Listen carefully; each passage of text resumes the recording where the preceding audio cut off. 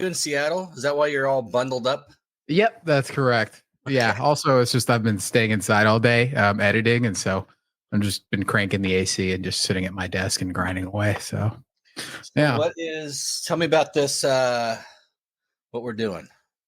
Oh right, yeah. So I've just been getting into streaming. I got a new setup for streaming. Got plenty of new equipment, and this is just kind of what I wanted to get into. Wanted to start incorporating streams into my podcast, and just honestly, just kind of wanted to get you on and catch up. It's been so long. I know, So, right? yeah, yeah. Because you moved to Orange County, what, like almost 2 years ago now? 1 year ago, almost exactly 1 year ago. Yeah. Wow. That's Time right. flies. I know. Mm-hmm. Yeah, we haven't talked since then, but yeah. So I've been doing this thing called Another Worthless Podcast, trying to just come out with an earnest name for the podcast, and it's just me kind of just fucking around and figuring stuff out and talking a lot about entertainment news and what I want to study, and just using it as an outlet for bits and whatnot. Okay, right on. Yeah. Is it so it's just you and do you always have a guest, or do you just incorporate a guest every now and then, or what? Usually have a guest, but it's usually me and my co-host Sterling. We do the podcast together.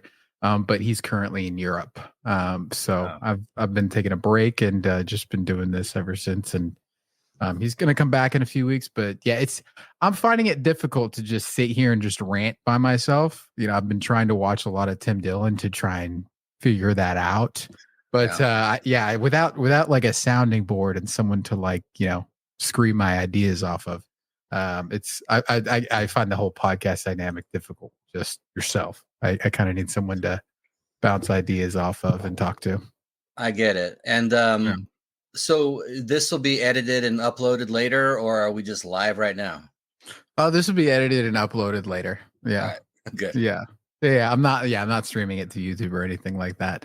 As this is like one of my first few streams, so I want to get the process down and then edit it as needed. So right on. Yeah. Well, let's hey, I'm game for whatever you want to talk about. All right, cool. Well, who's your audience? Like what kind of audience do you have, or do you want to have? Current audience, it's mostly a bunch of people who listen to Sterling and myself regarding entertainment news stuff, So all the recent controversies regarding Disney, a lot of the superhero movies, stuff like that.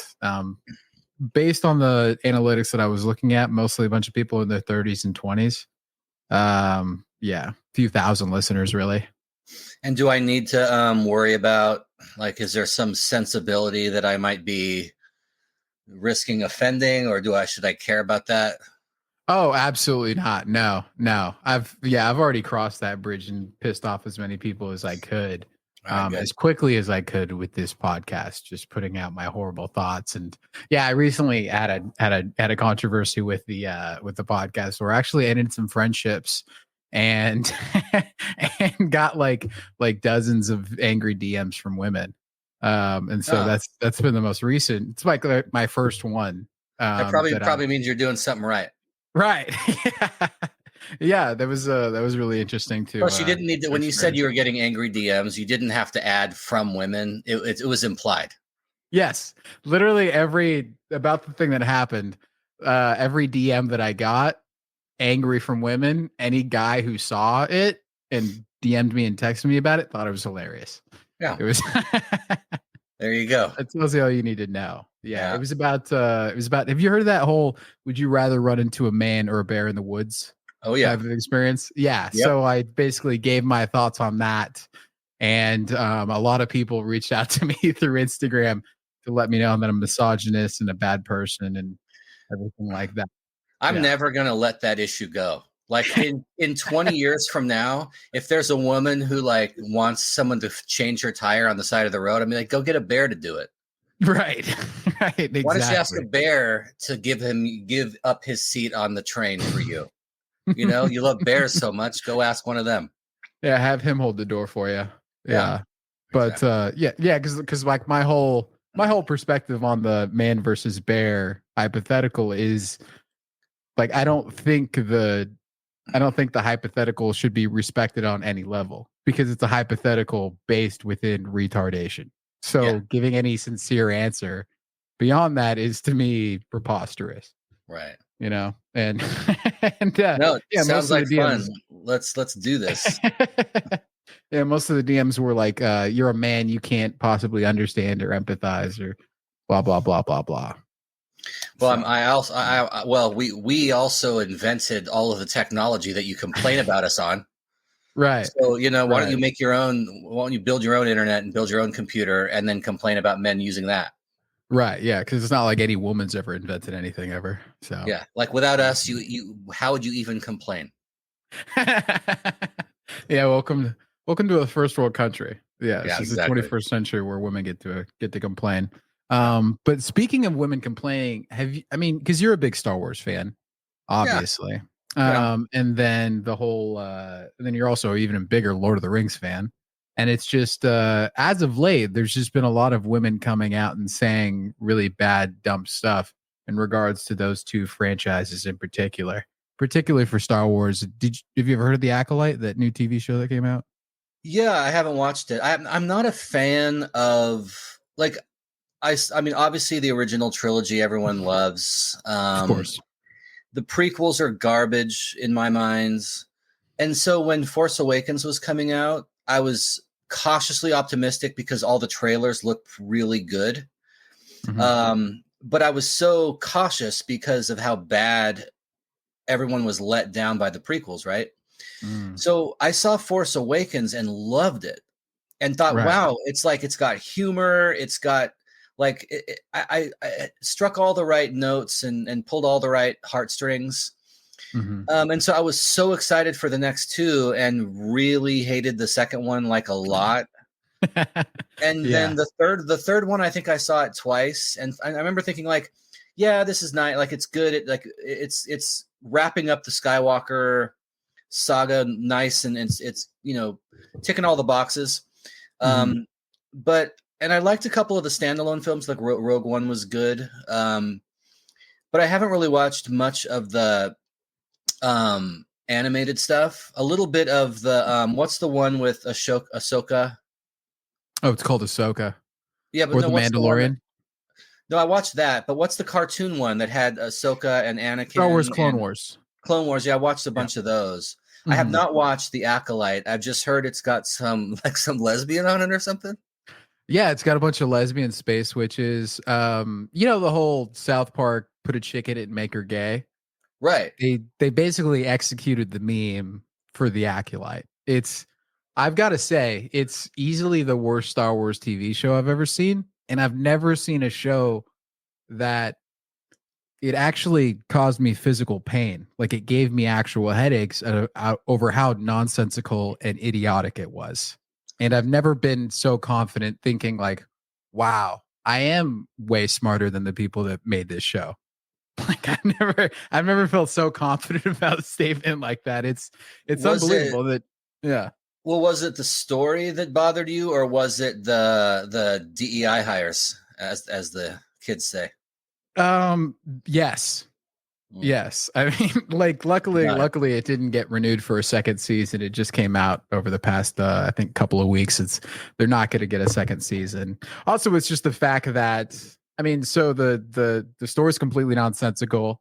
There's no consequences for any character's actions. The character motivation will change from episode to episode. Um, Everyone's really dumb. All of the decisions and choices they make aren't backed up by any logical positions whatsoever. And then also the fact that it's just the show, like, like, you know how Disney will come out with something, and then as soon as they face any backlash, they start calling all of the people giving them criticism like racist or homophobic or blah blah blah blah blah. They did that before the show even came out, just to show how bad it was going to be. And then once it came out, um, it was so poorly received that Amanda Stenberg, the main character for the primary role for the show, she came out and she did a whole music video diss track calling everyone who didn't like the show racist as well.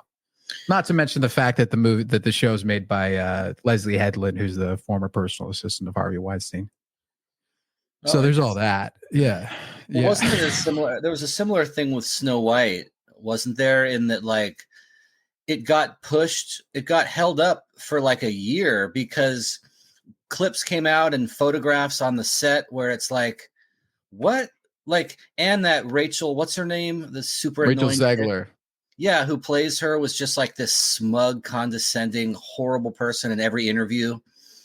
And so they pulled it because like Snow White and the seven bohemian poet forest people, they're not dwarves. Right. And then I saw some clip the other day where it was a clip where they CGI'd the dwarves. But it's like one of those things where it's like I might just hate watch it, like that's the only.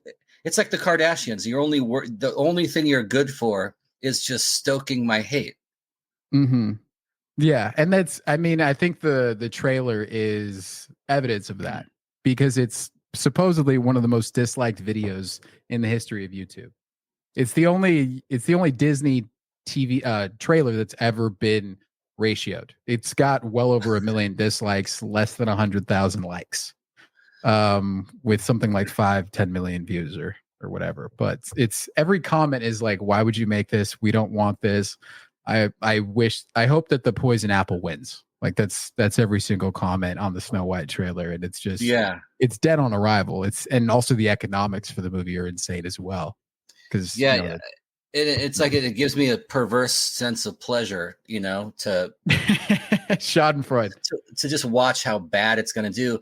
Like I don't care. Like my thing is like I don't like it when, like I never thought about Han Solo, like just like going to town on some chick, like I don't watch. And he's probably the most like rakish, roguish dude in that franchise. But it's like, we didn't watch the show. Like, it's like one thing I saw a thing today, like they're talking about making a gay James Bond, and Daniel Craig kind of laughed it off. But it's like James Bond is someone that you think of as he beds a lot of women. Like that's part of his charm and part of his character is he's a rich, cool dude with a bunch of cool gadgets who just bangs the starlet, But Star Wars characters, it's like I don't need to know what you like to do in the bedroom. Like it's the last thing on my mind. Like I don't care what R2-D2 does when he's alone. I imagine it's pretty crazy, but I don't need to know about it. You don't need to write that into the script. If you want to make a something, like if you want to be inclusive, then write new stories with inclusive characters. But it's like when you kind of hijack existing franchises that are loved by millions of people and you make it explicitly sexual, it's just weird. And it's got nothing to do with, like, if it was just like if they made a character who is a straight dude who is like super horny, I'd be also distracted by that. It's like that's not what this is for. Like, there's plenty of other stories you could tell. You could make them up and tell whatever story you want. When you sort of use an existing franchise to push some agenda, even if it's an agenda I might agree with under normal circumstances, it's just kind of like it's too much, Right. It's not how that IP is meant to be used. And No. also it's the fact that like all the time you spend on diversity, inclusion, making sure that your cast is diverse enough and checks all of these boxes, that's an insane and inordinate amount of time that you're not spending on script, character development, story structure. And so by doing all of that, you're detracting from the thing that makes people watch in the first place. Or should make them watch, yeah. Exactly. And then it's also the fact that, like you said, these people are just hijacking existing IPs or franchises to inject their messaging into it. And it's like, yes, I'd rather they just come up with their own stories, but they're talentless hacks. So they can't come up with something fresh. They have to hijack something that's already existing in order for them to get their messaging through. And again, yeah, it detracts and destroys what's already existing. And if you're confident in the agenda you're trying to push, then the American people will be right there on board waiting for your next project. You don't need it to be a Star Wars project or a Disney or a famous Disney fairy tale. if people are as excited for this agenda as you imagine them to be, then you don't need the crutch of piggybacking on something that or doing some bait and switch. Mm-hmm. One of the I remember one of the valid criticisms of Force Awakens was Rey, and how people called her a Mary Sue, because she somehow is able to fight against Kylo Ren, this powerful Jedi, dark Sith Lord dude, with no training at all. She's just somehow, I'm a girl boss, and so I can just fight against this dude. And it's like, even if you just take the Force out of it, it's like I watch Alias with my kids, right? And it's like, I can only take so much of like 110-pound Jennifer Garner, Sydney Bristow beating up 7 Russian, bodybuilders, in high heels. And it's just like, it's one of those things where you sacrifice, like there was no, at least in the original trilogy in Star Wars, you had Luke training with Yoda, right?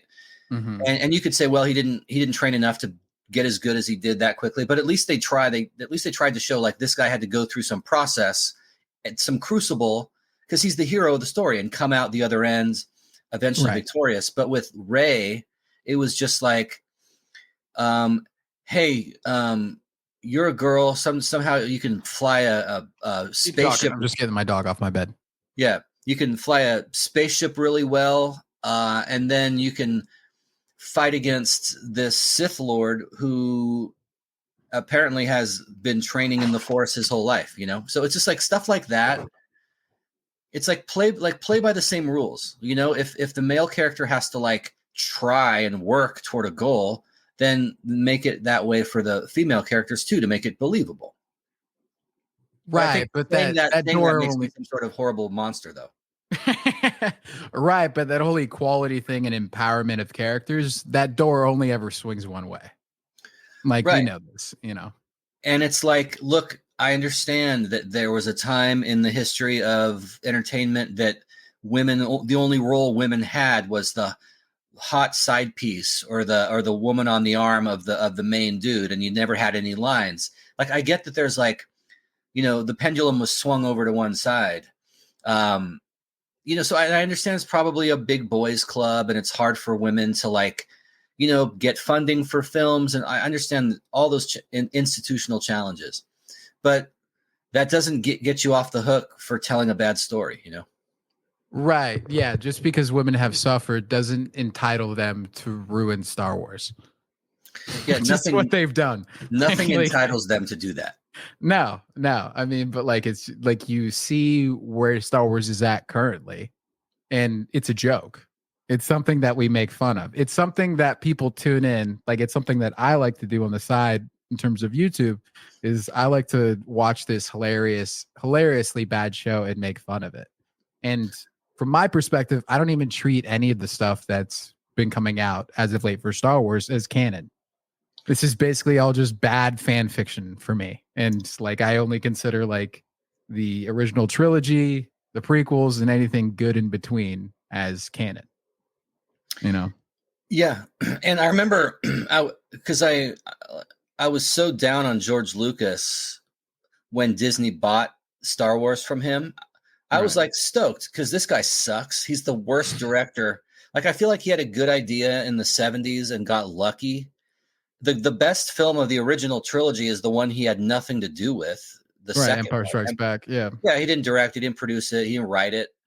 I feel like he's like, he violated every rule he had originally, which was like, never let the special effects get in the way of a good story. Only use them as a handmaiden to tell the tale. Don't let them eclipse the actual narrative and the character development. So with the prequels, he broke all those rules. And so I was actually excited when Disney bought it, because I'm like, oh, cool. Like, someone else, we need someone else at the helm here. But it's like they just shat the bed, Yeah. Yeah. And it's interesting because George Lucas, I think, is an excellent, like, what's the word I'm looking for? Just brainstorm in terms of coming up with ideas for a story, creativity, and just throwing stuff at a wall around which you can develop a story, characters, a universe. I think he's great for that. But without having someone to like sort of tame and sort of direct his energy. I think he's a bit misguided, and he can sometimes be fighting above his weight class in terms of the kind of stories he's trying to accomplish and create.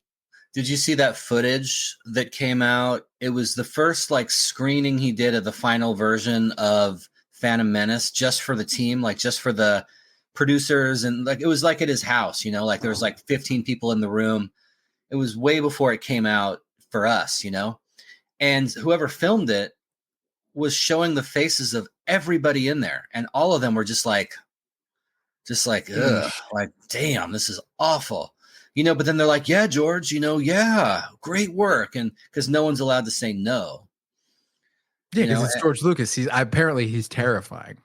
Yeah. Well, I remember reading an interview with Bono from U2 when he was talking about why he's in a band as opposed to being a solo artist like Sting or Don Henley or some of these other people of his generation who were like went solo after they left their band. And Bono made a point that like when you're a solo artist, no one tells you no because you're the boss. Like everyone who plays on Sting's record is a studio musician that Sting hired, but none of them wrote it. None of them, they're not part of the band. They're hirelings, you know? And so Bono, his point was being in a four-way democracy means that I don't get my ideas just rubber stamped. Like if the other guys don't like it, they're going to be like, this sucks. We're not doing this. Make it better, write better lyrics. Or I can tell the drummer, do a better drum part. It's collaborative. And it, at least on paper, in theory, it avoids the problem of a bunch of yes men and some king on a throne, you know? Mm-hmm. And I think that's what led to the success of Indiana Jones, because the only person that can tell George Lucas to shut up is Steven Spielberg. Yeah. And I think the inverse is true, because it's like they're both huge names and they're the only really other one that the other respects in terms of a great storyteller and artist. And so I think that's what led to the success of the Indiana Jones franchises. Or at least the first three. Or at least, I mean, the only three. Like we're gonna pretend that those last two don't exist. But goddamn, I was thinking about it the other day. That last Indiana Jones, the fifth one that came out. I didn't even see it. Yeah, it's the first movie I've ever walked out of. It was, and we were almost 2 hours in, and we knew it was gonna be bad. It was me and a buddy, and we decided to, you know, get high. Let's go to this bad movie and make fun of it. It'll be a good time. After 45 minutes, we're still not having fun. We're like, okay, let's go back outside, get more high, come back in. We sit there for another 45 minutes, maybe an hour. We laughed here and there because of how hilariously bad this movie was. But it actually made me sad. Like I walked out depressed and a bit tormented to see this old legendary hero, Indiana Jones, consistently undermined. And they did the same thing that they always do with like legacy male masculine characters. They degrade them, they undermine them, they basically replace them with a new shiny brighter better character and pass it off as like this is the person that's usurping him, and just go with it, accept it, you know. And it's yeah, it was an awful experience. And I was thinking about how South Park, how they described Indiana Jones and the Kingdom of the Crystal Skull. I remember they came out with an episode about it, and they described the movie as like watching a rape. And like I wouldn't describe it that way. I don't think it's that bad. I still think it's a very watchable, somewhat entertaining movie. But this new one, if that last movie is like watching a rape, this movie is kind of like Silence of the Lambs, where Buffalo Bill is like skinning people. It's like seeing Kathleen Kennedy put on the skin suit of Indiana Jones, dance around with him, and then blow his head off. That's how that movie made me feel. Like, and that's the best analogy I can come up with. It's like what it was like. But like, what else could it be? I mean, it's like when I found out they're making another one, I'm like, when I found out about the fourth one, I'm like, right, it's gonna suck. Like, of course it's gonna suck. Like every I mean, it's bad. It's hard enough for a sequel to be good when it's 3 years later. Right. I mean, there are only a couple I can think of. Like, I mean, I don't think the second Indiana Jones was as good as the first or the third, by the way. I thought Lethal Weapon 2 was as good as the first, if not better. But usually sequels, what they do is they just like go watch A New Hope, and the pace of that film is so slow because Right. it's not trying to top anything. It's just like the slow building story of this young kid on this planet, and his aunt and uncle get killed, and he meets this old Jedi and finds his purpose. And the pacing is just like there's only like a few acts, like the Tatooine stuff and the Death Star stuff, and like the fight at the end, and that's it. But what a sequel does is it'll be like, what's the part of the main one that people like the most? Oh, it's the lightsaber fights, or it's the car chase, or it's the shootout. Well, let's just make the whole second movie a bunch of that stuff. And it's like they've been doing it for years. And so when they do a sequel after 25 years or however long, it's like, of course it's going to suck. Like it can't be good. Like there's no scenario in which this can be good. It just can't be. They always take the wrong lessons on what made the previous movies successful. Yeah, and that's a metaphor for all of life. Everyone learns the wrong lesson about everything all the time. Right, exactly. And it's like the only movie that pulled that off basically was Top Gun 2. And it's like 30 years later, but they understood again what made that first movie great. It was Maverick. He's the hero. And then 30 years later, everyone was still pissed about that though, because they didn't they had to cast Jennifer Collins, is that her name? Jennifer what's her name? Who played Penny Benjamin? I can't remember, yeah. But the original chick, but she's like, yeah, I'm old and like Jennifer Connelly, yes, exactly. But the previous actors came out and said like, yeah, I'm old and out of shape. Don't have the same kind of sex appeal as I did back in the day, and that's fine. Tom Cruise is Tom Cruise. Look at him. Yeah, it's like everyone said, why didn't you put Meg Ryan in there? And it's because she was the heroine, or the woman, the female co-star of the first film. But it's like, not Meg Ryan, sorry, Kelly McGillis. And then Meg Ryan was the love interest of Goose. Yeah. But like, everyone's mad they didn't put Kelly McGillis in. And it's like, first of all, if they had cast some 20-year-old bimbo to be Tom Cruise's girlfriend in the second in Top Gun Maverick, you might have a point. Like but it's like, no, the way he looks, just as a person, like there's no way that guy would be with Kelly McGillis given what she looks like. It just wouldn't happen. Right. It's not consistent with his character from the first movie. No, and Jennifer Connelly, who's the right age, she's the right age to be his love interest because she's the same age as him, roughly. But she's beautiful. And she's like, yeah, that would be the kind of person that would catch Maverick's eye. And she was mentioned in the first film just by name, so it's like it was consistent, but like you can't please anybody. Like if it doesn't tick all the right boxes and avoid all the right, horrible labels, then people get pissed, but it's like, too bad. I mean, what do you want? Right. But again, it's a movie that understood its audience and understood what the first movie was trying to accomplish, in stark contrast to the new Indiana Jones movie, where Harrison Ford's like almost 80. And it's like when Indiana Jones Kingdom of the Crystal Skull came out, that was 15 years ago. And then I remember people saying Harrison Ford was too old. Yes. That was 15 years ago when Crystal Skull came out. And even then, people were saying Harrison Ford's too old to play Indiana Jones. But now, 15 years later, you're going to put an 80-year-old Harrison Ford in the movie, and you're going to, again, ruin... But like...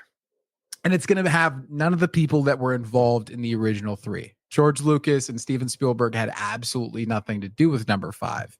It was just people realizing that they've destroyed Star Wars, and Lucasfilm has only really one other successful trademark IP, which is Indiana Jones. And it's like, we got to wring some money out of this out of this studio somehow. So we'll just put Indiana Jones out, and we're going to set it in the 50s, and we're going to make Indiana Jones a grumpy old man. I don't remember if this was true about the more recent Indiana Jones film or the Crystal Skull one, but there was some interview where they asked Harrison Ford, why are you doing this now? And he said, because I've been waiting. I've been pitched 1 million scripts for another Indiana Jones film, and I'm picky, and I was waiting for the one that was like brilliant, and this is it. I remember thinking, like, really? Like, I think you probably just needed, you crashed your last airplane, you needed to buy a new one or something, because like the fourth and fifth installments in that franchise were awful. But he made it sound like, oh my God, we've been waiting. This is the script we've been waiting for.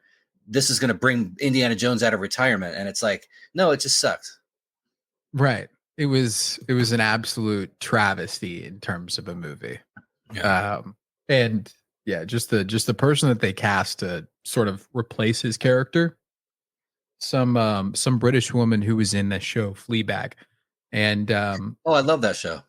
Right. It's a good show, but she's not like a right, but she's like not like a I can't remember her name, but she's not like a knockout gorgeous hottie.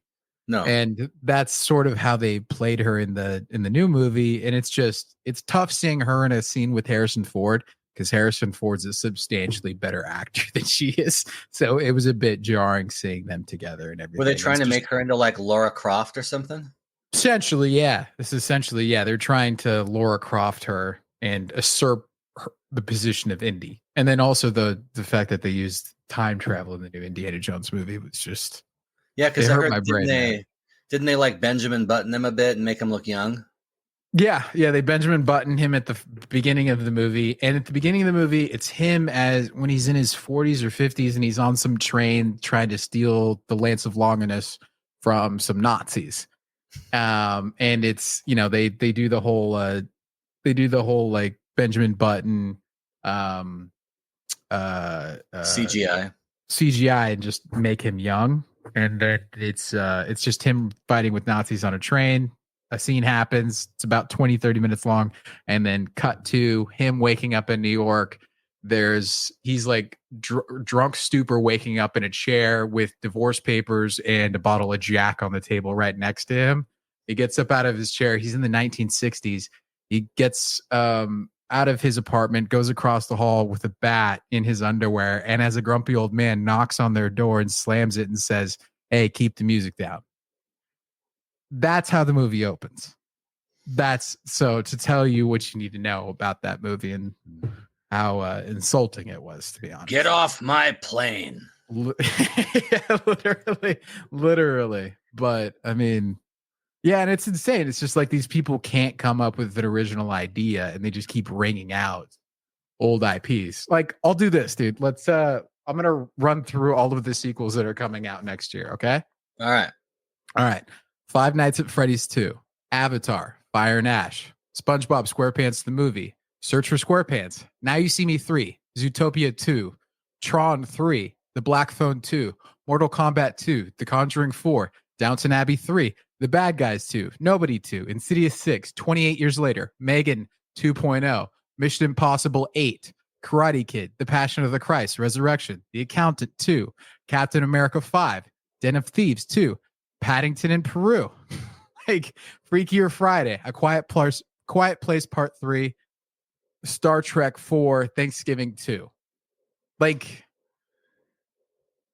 we're out of it's just like I saw this interview today. I don't know when it was taped, but it was with Vince Vaughn, and he's talking about why you don't see any comedies anymore, like Wedding Crashers or Swingers or any of those like Apatow era or Wilson Brothers movies, and he was just saying, like, you can't say anything anymore. You can't, like, the whole thing is driven by ideology more than anything else. So if you make a bad movie that fits into a good category, you're not going to lose your job.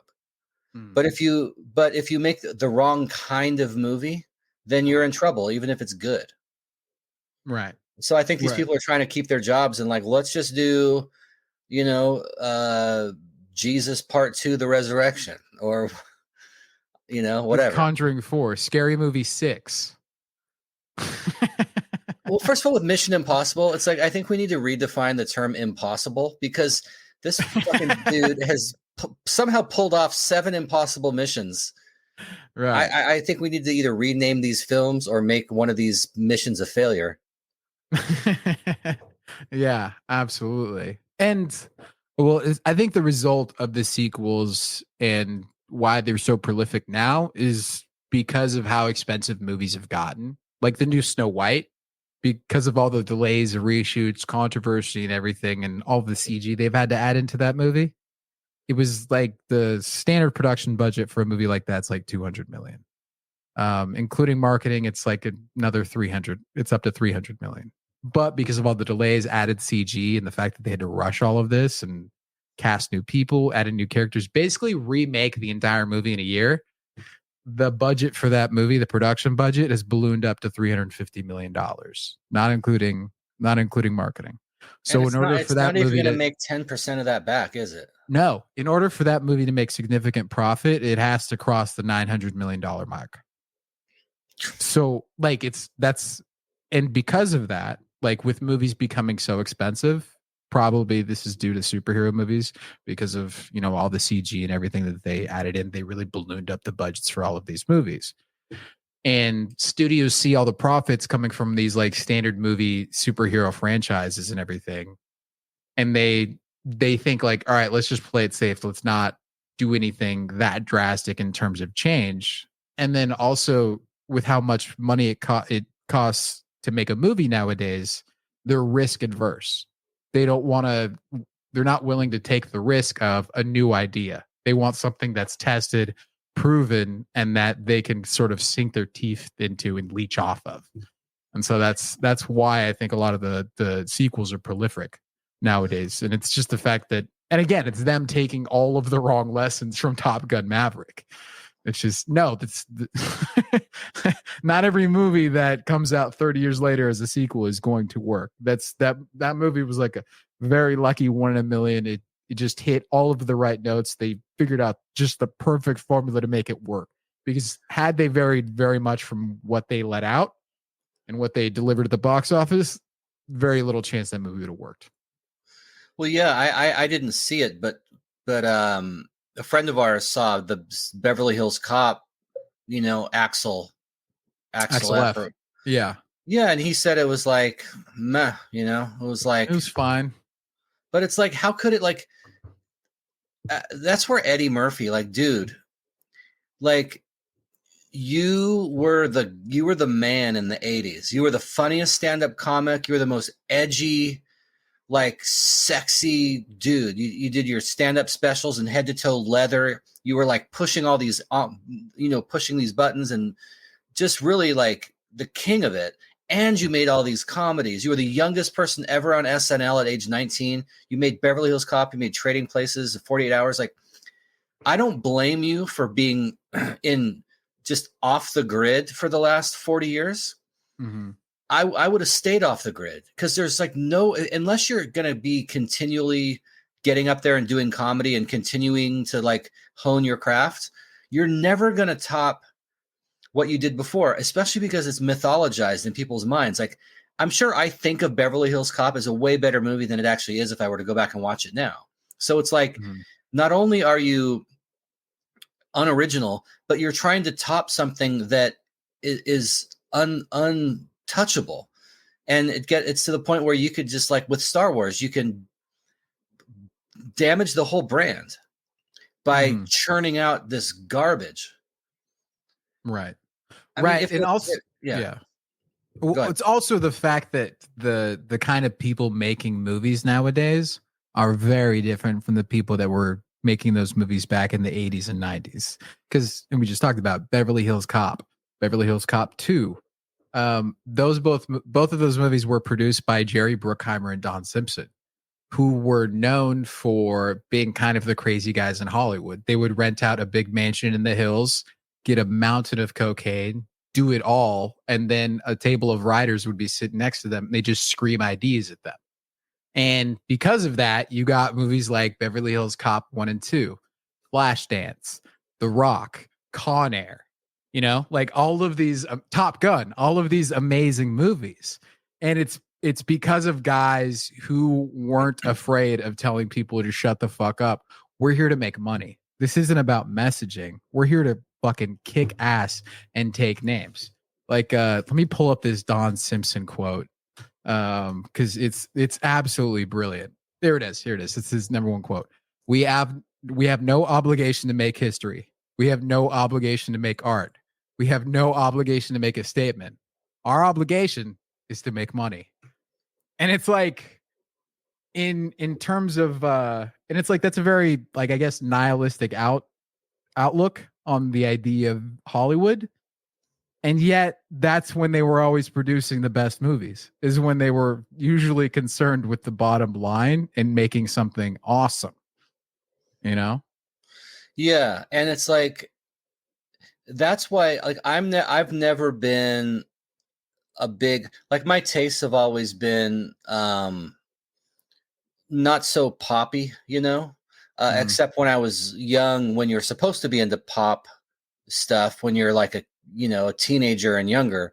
But it's like, so now it's like, I don't even watch movies anymore. I mean, for me, I'd just rather watch TV, because TV has gotten to be so much better than movies, to the point where I can't even imagine, like, watching a movie and being introduced to and having wrapped up an entire character arc in like 120 minutes. Like, 120 minutes ago, I didn't know who this person was. Now the story's over. And it's hard to imagine caring about that person if I've just got through watching 7 seasons of, Snowfall or something like that. But if you're in it to make money, then do that.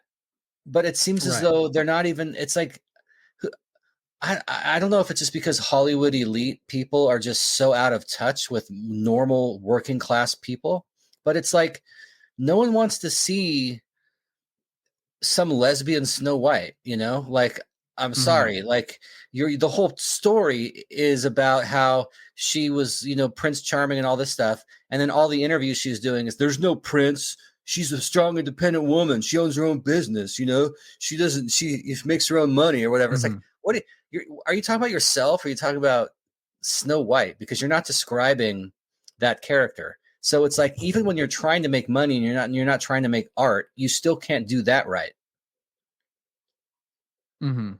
Well, yeah, it's just, it's these Hollywood people very much live in a bubble. And, going back to The Acolyte, I think it's a perfect encapsulation of that. It's the quintessence of lack of self-awareness, because the TV show is made by Leslie Headland, who is the former personal assistant of Harvey Weinstein. Harvey Weinstein, the famous one, the one who used to run Hollywood. And apparently she says she didn't know anything about it, but she worked very closely to him for multiple years and everything like that. But in the show, there were multiple times where a female in a position of power basically captures or puts a male character in a position of submission, where they're at the will and beck and call of the female character. There's even one point where a lesbian space witch puts a Jedi on his knees and basically binds him and captures him to where he can't move. And then she goes up to him and like caresses him and touches his shoulders and says, I can make anything you want possible. I can give you power.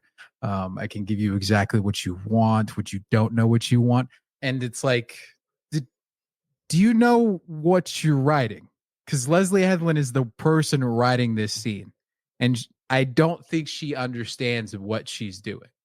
And she's surrounded by so many yes men and so many people who are also lacking in self-awareness because they live in this Hollywood bubble that they honestly do not know what they do. So like that's the standard Hollywood, like liberal West Coast mentality. Like I think it's just who they are. And they're so ideologically captured at this point that they don't even realize what they're saying. Yeah. And it's like, and all of this is like taking the place of politics. Like I was driving just yesterday, and saw a big Trump flag, in someone's yard, and it's like whatever that guy's mad about, it's got nothing to do with politics. Mm-hmm. He's mad that he has to see Dylan Mulvaney in a Bud Light commercial. Mm-hmm. So this like culture war has completely swallowed actual politics, where like it used to mean, if you were on the left, it used to mean you're anti-war, anti-censorship, anti-imperialism, probably anti-capitalism. Now it just means, I want a blue-haired trans person as the star of a show like that. It's just like, I think that they spend all their time either being driven around by drivers or on red carpets or at like gala events, and they don't understand how distasteful all of this, because it's all privilege. Like getting to choose whatever identity you want, it's all privilege. Where most people who are like, I get up in the morning and go work in the salt mine. Mm-hmm. I don't have time to think about what color should I dye, what color blue looks good with these nails, like I don't have time to think about that. I'm too busy like drilling to the center of the earth, on some oil rig. Right. So and I who's think, who's the last person that guy wants to get moral advice from, and who wants to be preached to? A person who's like, they break a nail and it's the most traumatic thing that's ever happened to them, Yeah, they can't go to a job interview without bringing their parents, which like 20% of college graduates do. I don't know if you know that, but like 20% of this recent study, 20% of, that's 1 in 5 college graduates go to job interviews and they bring one or both of their parents with them. And that's it's like insane. So this is like the culture we've created, and it's like these people are the ones telling stories, and most people who are just salt of the earth people, like they don't feel like learning a whole new vocabulary to understand, like Sex in the City. It's like, yeah, I guess that appeals to certain people, but it's like it's I don't know, it just shows how out of touch movie making is from like regular people now. Right. Yeah. Yeah. Absolutely. Absolutely. It's sad to see. It's sad to see, because it's like you can even point to that with the fact that there's very few movie stars left. And I think a result of that is people in Hollywood, movie stars, divulging what they actually think. like in terms of political views, because it used to be that Hollywood stars were segregated in terms of their outspoken political ideology. Sure, there were like plenty of communists back in Hollywood in the 1950s and 60s, but they were writers and they weren't out about it, and they weren't, espousing their beliefs in every other interview. Well, especially because they get thrown in jail. Right. Yeah. It's the same thing now, though. It's the same now, where we've just swung back to that, where it's like, I know journalists who've been arrested for saying what they thought about the Israel-Gaza war, or the vaccine, or or the vaccine or anything else. So it's just like, yeah, I don't know. I'm at the point where it's like, I just want to withdraw and like live in I just want to live in a little tiny house on some lands and just go surfing and eat tacos and watch my stories without without having to get too involved in all this stuff, because it's like so frustrating.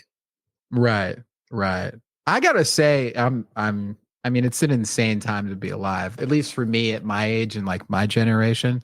It's so exciting. It's so exciting because I've never been alive for an attempted presidential assassination. This was my first one, and wow, it was exciting. It's incredibly interesting.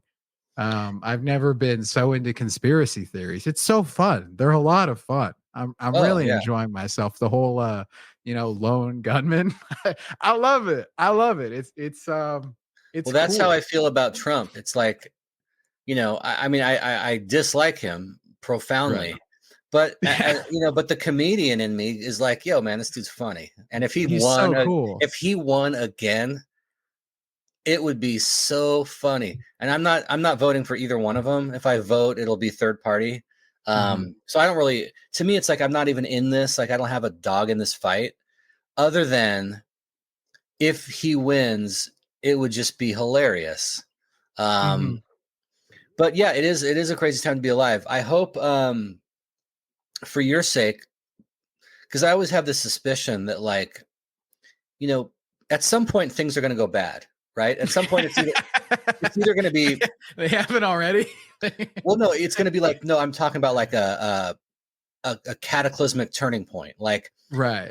AI became conscious and shut down the electrical grid and nothing, and it never came back on, or a comet hit the earth or whatever. And it's like, there's going to come a time, and it may be way long after we're both dead, but there's going to come a time when like 20-year-olds envy 60-year-olds. Because it's going to be like, hey, I only got to live like 19 years before everything went bad, and now I got to live the next 60 of my life in the frickin', the nuclear road. Republic. Yeah, nuclear. Whereas, like, if you're 60, at least you got to live 60 years of life before that comet hit us, or before the AI destroyed us all, or before the whatever. Yeah. No, but it is a crazy time. Right, we're already at the Western at the the end and the fall of Western cinematic art. We've already crossed that point where it's all it's where it's like you go to the movies and you expect it to be bad.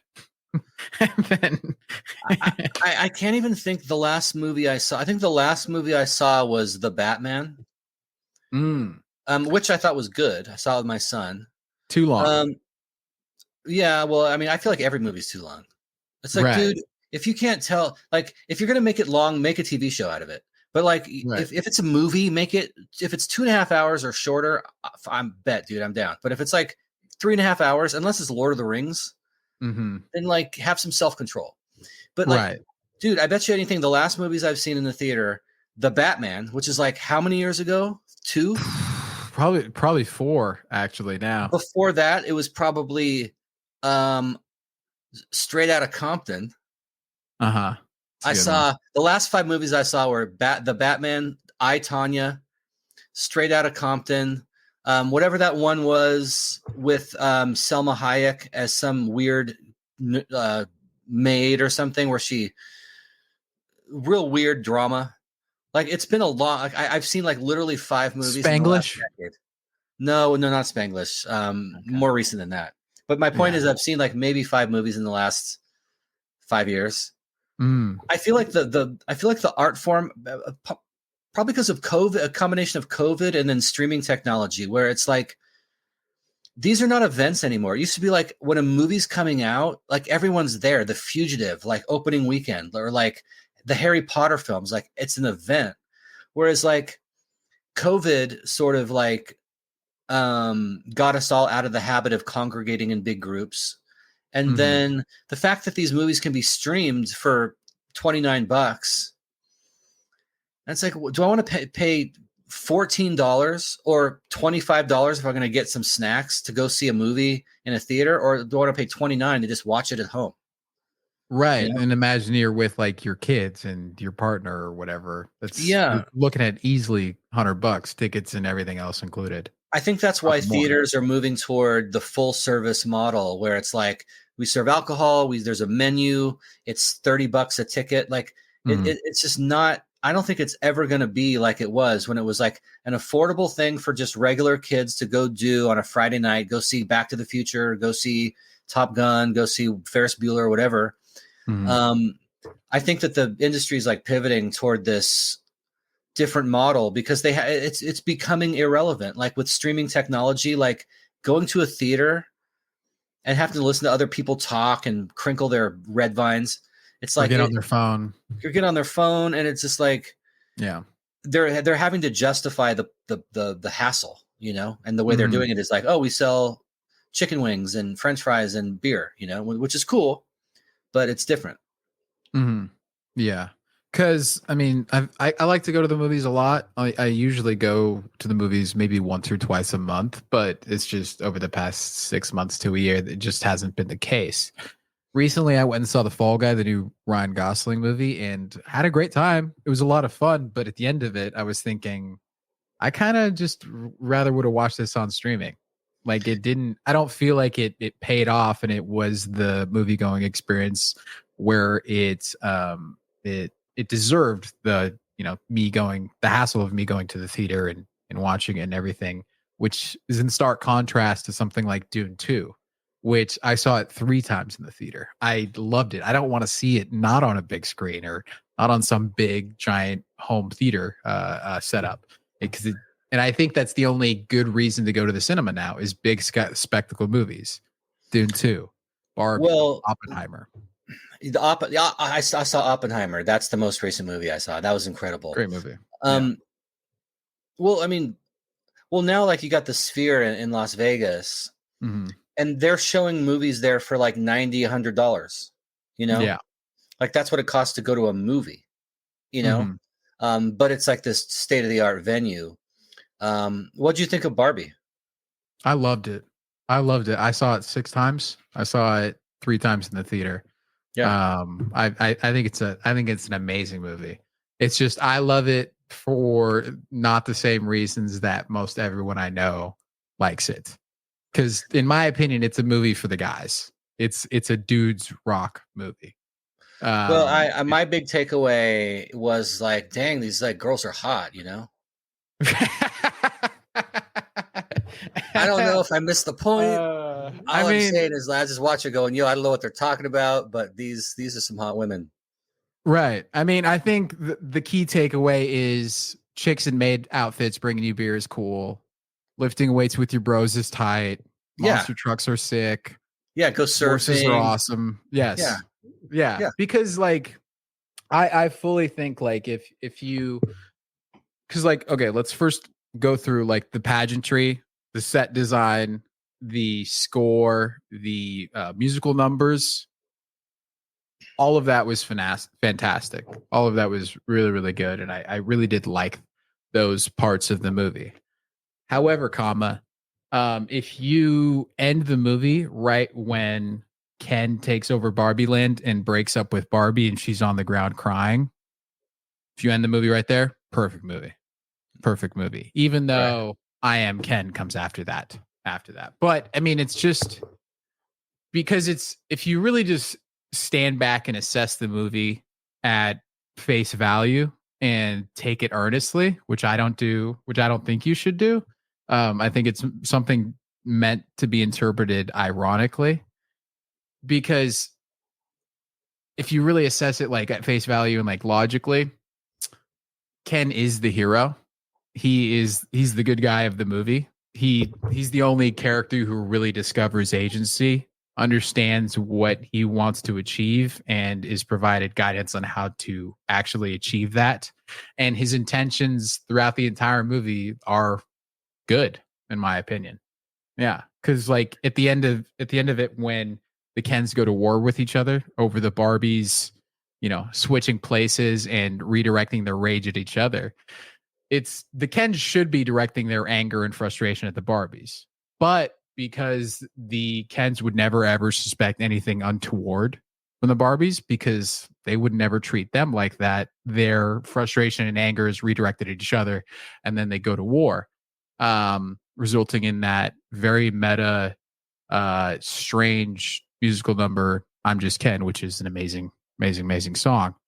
But at the end of that, the Kens are returned to their second-class citizenship, where they're given no rights. They're supposedly homeless, and to a place where the Barbies are entitled to jobs, and they no longer want to just hang out with the Kens, have a good time with them, and have incredibly cushy, easy lives. Yeah. Well, that's it's the same thing with all this stuff. It's like you had us 5 years ago, and then you just kind of fucked it up. Right. Like if all you're asking for is the same rights, great. But if your utopic vision is to subjugate the other side the way that you imagine you were subjugated, then that's just a lateral move. You see this in hip hop, with like, some hip hop is very conscious and interested in the struggle and in Black power and Black consciousness and the history of African people. And some hip hop is just like, we want to be the ones with the mansions. We want to be the ones on the boat. We want to be the ones with all the icy chains and stuff. And it's like, you didn't learn anything. If you're using this genre to simply now you want to be the slave owners instead of the slaves, then you didn't learn anything. The pendulum has swung, but it's a lateral move. And it's like with Barbie, it's like the answer, and this is so common, but like the answer to patriarchy is not matriarchy. If anything, it's anarchy. No ruler. That's what anarchy means. But but if you're just going to say, I want to take the crown and the scepter and the sword and put it on my head and wield it from my hand, then it's like, well, then you're just returning evil for evil. And then it's like, I don't know, that message just annoys me too. Well, it's not equality; it's revenge. Yeah, that's what it is. That's what a lot of this ideology is. It's just revenge. Like we want to like that the Jedi Knight, in Acolyte. I want to put you on your knees. I want to render you immobile and helpless, and I want to flaunt my power like Harvey Weinstein. And it's like, if that's your goal, then you haven't learned anything from your struggle. Just like if Jay-Z's goal is to just be on a yacht and be a billionaire, it's like, really, capitalism is the answer? Like, how do you think you got here? Like, well, how did your people get here? They were sold. They were bought and sold. And it's like, now you just want to double down on that. Like, it's just like, to me, again, everyone learns the wrong lesson from everything. Not everyone, but a lot of people. Yeah. Yeah. And I love the Barbie movie because, Ken's at the beginning of the movie. They're homeless, presumably. They have no rights. They're constantly lusting for the attention of the Barbies, and the Barbies are treating them as basically useless accessories. Ken goes into the real world. He discovers agency. For the first time, people respect him for just who he is. He's given the attention and respect that he's always desired, and he understands the kinship and brotherhood and joy that can come from other like male to male relationships. And he understands that, like, I can get gratification out of a relationship like that, not just from Barbie. He goes into Barbie Land and he's able to usurp the current government just by introducing the idea of patriarchy, which they treat as, like an infectious disease, not just like basic logic. And then Barbie comes back. She sees that all of the Barbies are incredibly happy and are, having carefree lives. All of the Kens have finally gotten what they want, which is the attention and affection of the Barbies. And the Kens are treating the Barbies like the queens they are. And then Barbie decides to ruin it by brainwashing all of the Barbies into not being happy. Yeah, the way it should have ended is Ken realizes none of this is worth it. I'm just gonna like hang out with my bros and just have a nice, peaceful, quiet life that doesn't involve needing to make $1 million a year to keep her happy. Like, who was it? It was like Louis C.K. or some comedian, Bill Burr. Like, hey, if a man could get laid living in a cardboard box, no man would own a home. Like, we're very, very easy to please people. We just want some peace and quiet, a sandwich every now and then, and a cold beer. And it's like that. The way the Barbie movie should have ended. If they make a Ken, like Barbie Part 2, Ken or whatever, it should be like Ken he would just decide, like, what am I getting out of this relationship? Nothing. It's just a huge hassle. I can't ever go out with my friends without feeling guilty. That we're constantly fighting. How about I just, live in a tent in the wilderness and just cook over an open fire and just live out the rest of my days in peace? Yeah. Yeah. I'd watch that. I'd go to the theater for that. Yes, I'd love that as well. Just Ryan Gosling doing musical numbers with his bros, lifting weights, drinking brewski beers while people just blowing stuff up, lighting stuff on fire. It's guy stuff. That's tight. Yeah. I had the best night the other night. It was like probably the funnest night I've had in a while. Was hanging out with my buddy Andrew and Cole, and we had a few drinks, played Mario Kart, and just every time someone lost, we'd all call them gay. Like the other two would call that person gay. And it was so fun. I had a great time. It was like some of the simplest, easiest fun I've had in a while. And it's just like girls thinking like he's probably cheating on me. But in actuality, it's like us on a couch getting drunk, screaming "You're gay" at each other. Yeah, and it's never not funny. It's never not funny. No, we're having a great time. Just the other day, like my friends, like a buddy, I'm gonna hang out with my buddy in Carlsbad, and I'm like, hey, go check if so and so wants to join us, and he's like, oh, he's in Utah, and I'm like, what is he on some gay retreat? It's funny. It's just funny no matter what. I don't care. I have gay friends. You have gay friends. We all have gay friends. But it's funny. Yeah. Yeah. And I think that is the cooler part of my generation, I think, is them finally, because it's, again, Gen Z's been infected by the whole like woke mind virus or whatever you want to call it. But I think we're at a point where we're coming to the understanding that this whole like woke DEI thing is kind of crossed the line and it's gone into craziness. We're at a point where a lot of simple stuff is obvious. It's like, okay, gay marriage. Yeah, of course. Obviously let them get married. It's not a big deal. But at the same time, it's okay to call each other gay, and it's funny and it's not hurtful. Yeah. And the nice thing about being Gen X is that we never had to be convinced that it's okay. We were always the ones watching everyone else like wring their hands over it. We're just like, what a bunch of homos.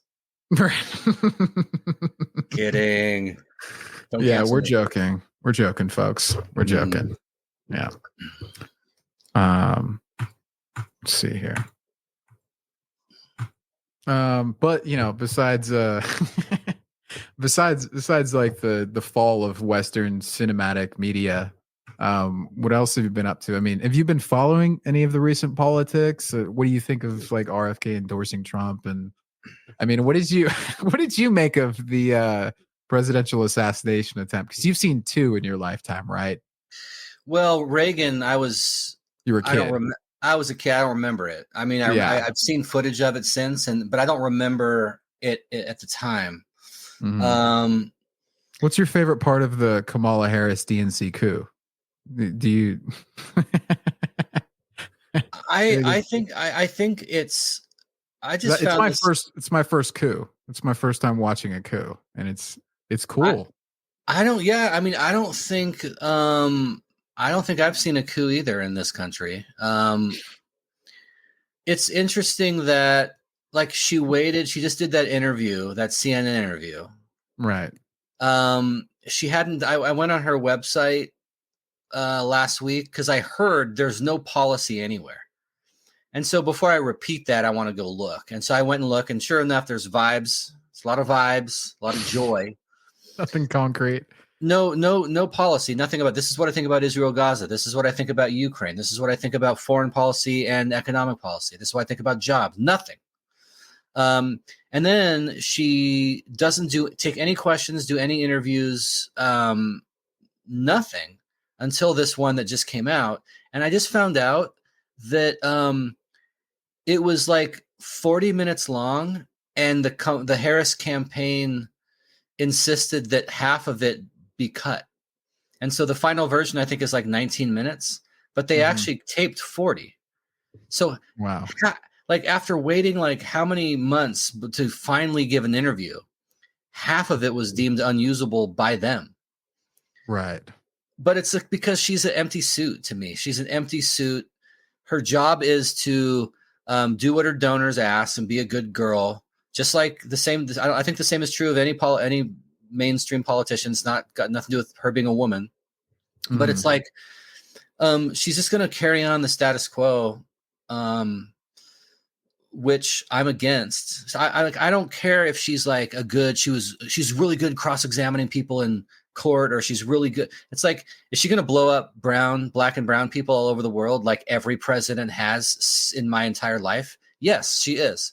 So it's like, I'm not voting for her. I don't care how inspiring it is that an Indian woman, a black woman, somebody needs to look into that, she's black. Somebody should look into that. I want to be, dude, if I could have any job, I'd want to have the job of looking into all the things that Trump says someone should look into, because it's hilarious. He's like Ted great. Cruz's wife is so ugly. Someone should look into that. I'll do it. Like, I'll be ugly as a dog. Yeah. So I think the whole thing is like burlesque theater. It's like a joke. I think we're all just being gaslit. And to the degree that you participate and take any of this seriously, to that degree, you're just an unwitting like sheep who's just like being lied to and loving it. Like, we're supposed to, like, Kamala Harris didn't, like, when she ran for president, she didn't get a single delegate from her home state and dropped out because she was so manifestly unpopular. And now we're being told this narrative of like the entire nation is galvanized in excitement around this inspiring candidate. And it's like, no, they're not. You're like, she was considered like a loser. And yet now we're expected to believe that she's this Martin Luther King level figure. And it's like, she can't even string together like a coherent thought. And I don't even know what she thinks other than by inference. So it's just like, to me, it's just like a big joke. Right. I mean, for 4 years, they told us that Biden was like cognitively fit for the job. Then they told us about the war in Ukraine was over democracy. And they told us that the Afghanistan pullout was going to go fine. It wasn't going to be a disaster and a repeat of Way City. And now they're telling us, after this lady who's never gotten any delegates whatsoever, she was considered, as you said, a complete loser in the previous election. And by all statistics in recorded history, possibly the most disliked vice president in modern American history. And now we're being told, because Biden dropped out, that she's the best person for the job, when for half a decade so far we've known that she was nothing more than a pick that was necessary for the card in order for Biden to get into the White House. She's not there because she's the best person for the job. And I'm not even convinced any of the people who are excited about her know anything about her record. Like, she was she was attorney general here in this state. I mean, her record as a cop is abysmal. I mean, keeping people in prison past their sentences despite judges ordering their release, because if she lets them out, then the labor pool, the slave labor that prisoners provide corporations in this country, will be compromised. Like, that's not true. Giggling about arresting the parents of truant kids. It's just like, what? Like, that's why black people I think mischaracterize black people's discomfort with her, because they say people say that they're saying she's not black enough for us. But it's like, I was listening to a really good interview with a journalist I really respect, a black dude, communist guy. And he was saying, like, it's got nothing like, our community will adopt anybody. We adopted Bill Clinton, for crying out loud. Like, if you speak our language and demonstrate a concern for our community and our concerns, we don't care what race you are. You're one of us now. But with her, she's, number one, being portrayed as this African American when she never identified that way herself. She never grew up with African Americans. Her father's disowned her, and she doesn't. She grew up in, she didn't grow up in a black neighborhood or anything, and she's displayed zero concern for that community. Zero, other than, we're going to lock you up and use your labor to enrich corporations. Well, like, people wonder, why aren't black people overjoyed? That's why. Yeah, it's also the fact that, I mean, it kind of goes back to what we're saying with entertainment, where they're taking previously established characters, race swapping them, and then saying, like, this is good enough. But it's like, you're really just giving black people sloppy seconds of a character, and it's incredibly fake, and it's incredibly disingenuous. Well, and it's that's like that. the exact same feeling I get from her. Yeah, what's that reality show, like not Storage Wars, but the one where people find stuff in their basement and they find out what it's worth, and they auction it off. Remember that meme template? Yeah, the two guys are like listening, and it's like, the best I can do is this, and it's like as if we're telling the Black community, like, all right, we've heard your concerns. The best we can do is an Indian. I got this half Indians. It's the best I can do, and it's like, cops keep shooting you guys, and you guys are all on welfare, and it's like not going great for you guys in the inner cities and whatnot. Yeah, but she's giggling. She's giggling about. Same with Joe Biden. It's like, oh, I'm gonna lock you up for. He even held up like, here's a nickel. If you have this much crack cocaine in your pocket, you're going away for the rest of your life. But then suddenly it's your son who's like smoking crack on his freaking laptop, and it's like everyone's, oh my gosh, what a compassionate man Joe Biden is for like loving his son through this struggle. And it's like, what about the tens of thousands, if not hundreds of thousands of people who struck out 3 strikes because of the crime bill he wrote that he didn't apply to his own son? It's like, this is what people don't like about politicians. They don't care if they're white or black or male or female. It's like, if you're gonna speak our language and demonstrate a real concern for the concerns of our community, we'll adopt you as one of our own, and we'll be the first ones out there, canvassing for you. But if you're just going to be some elitist who wants to enrich the weapons manufacturers by waging these endless wars, meanwhile you're telling us we don't have the money for universal health care, we don't have the money to fix homelessness, then like, go fuck yourself. Like, we're not going to listen. And that's where I'm at. Right. And it's a call for authenticity, which inauthentic people have never been so obvious and so clearly observed because of where social media is at currently. There's a phone literally everywhere, and it's almost common practice for these very public figures to put out consistent public statements and interviews, unless you're president of the United States, obviously. But I think that's what the appeal of Trump is for people, is what you're getting. Like, exactly what you're getting. He's going to espouse exactly what he's thinking, and he's going to, on some level, do what he's saying, or at least he's not going to pretend to do otherwise. Like, And I think a lot of the votes for Trump are hate votes, Right. Like, I think a lot of people, like, when I see Trump flags, I don't just assume that they're racists and they're horrible, misogynist pussy grabbers or whatever. When I see Trump flags, I think like, yeah, these are people who are like pissed off for good reason. And there's one dude they can vote for that's going to piss Rachel Maddow off, and not just Rachel Maddow, it's going to piss off Mitch McConnell. So I'm pissing off by voting for this guy who has no business being president.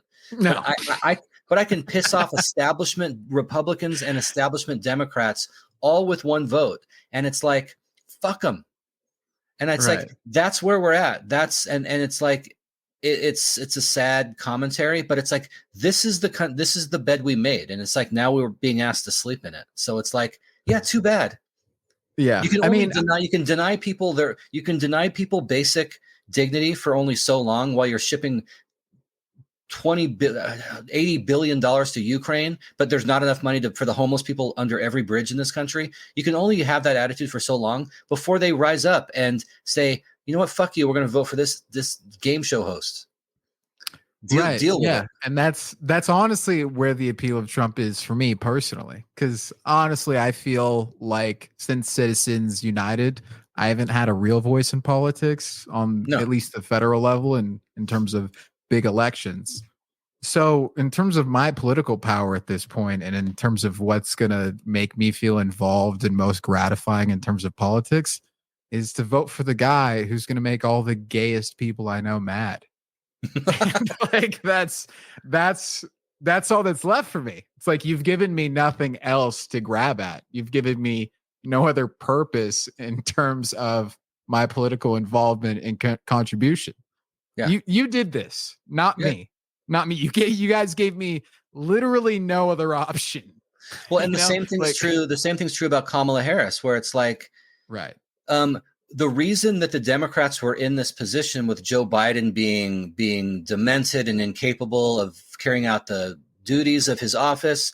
It's like, well, 4 years ago, Barack Obama convinced everybody except Elizabeth Warren to drop out of the race. Like this is documented. Like he got Pete Buttigieg. He was on his way to go campaign in Iowa or someplace. He turned his plane around. It's like, we all need to rally behind Joe, or else Bernie Sanders is going to get the nomination. So if we get everyone out, but except for Elizabeth Warren, Bernie Sanders, and Joe Biden, then the progressive vote gets split and Joe Biden becomes our nominee. And it's like, okay, that's backroom deals. I understand it's politics, but it's like 4 years later, this guy is no longer capable of forming a sentence or walking off a stage, right? He's like a Roomba, just hitting off of stuff. And so it's like, yeah, this is another example of like short-sightedness where, well, now we have a nominee who no one voted for because the guy that she took over for was senile.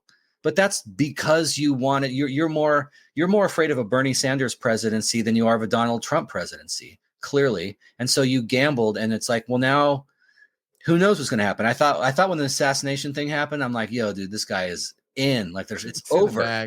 I know, yeah. But then Biden drops out and Kamala comes back in. So now it seems like it's more of, I'm not following it that closely, but it seems a lot more close. Definitely. So I don't know how it's going to go, but it's like, it's going to be a trip, dude, no matter what. I mean, having the first female president, that'll be cool. Like, I don't vote for her, but it's like, well, that means something, I guess, that means something to a lot of people. So, all right. But if Trump wins again, that's going to be hilarious. Yes. Especially since he beat Hillary the first time. Part of me wants Kamala to win so that Hillary's still alive while the first female president gets elected. It's not her. That would be funny. It does make me happy thinking of Hillary Clinton watch Joe Biden be president and how mad that must make her. Yeah. And then it would be awesome I'd like Kamala Harris to get elected, because if she gets elected, then there's no reason for a person like Hillary Clinton to get elected ever again. There's no reason for a white lady. There's no reason for a white lady to be president after a black, maybe Indian lady has been president already. Yeah. Yeah. Which I don't know, man. That'd be great. It'd be great. I'll be popping some corn and watching the show. It'll be a lot of fun. But I think it speaks to the fact that, again, like you said, these people are short-sighted. I think they're clever. I think they're shrewd and devious and maniacal, but I don't think they're smart. That was not a smart move, putting Joe Biden in there and letting him try and run. I mean, it was smart in terms of the fact that you can control him and manipulate him, and he's basically a puppet.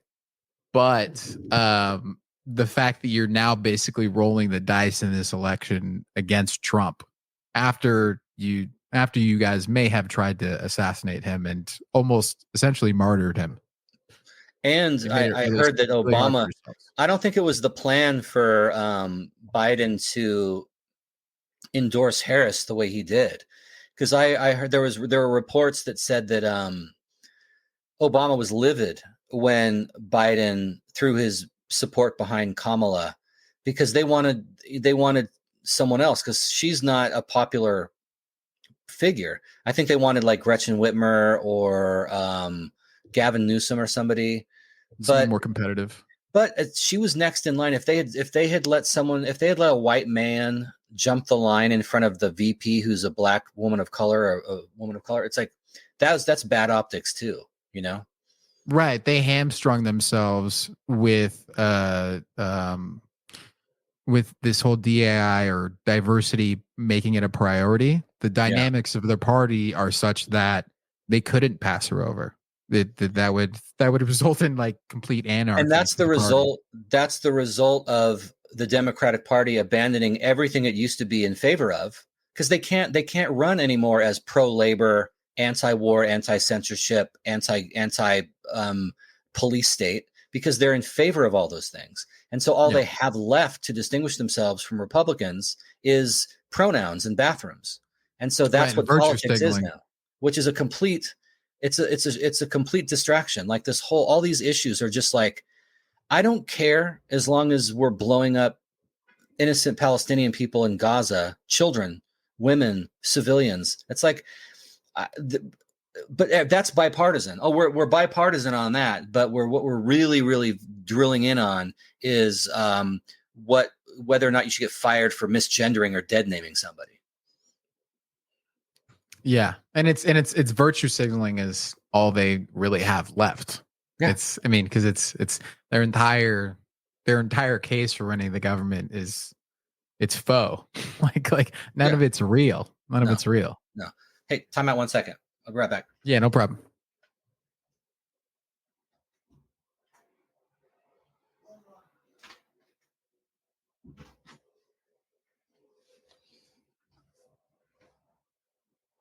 All right, I'm back.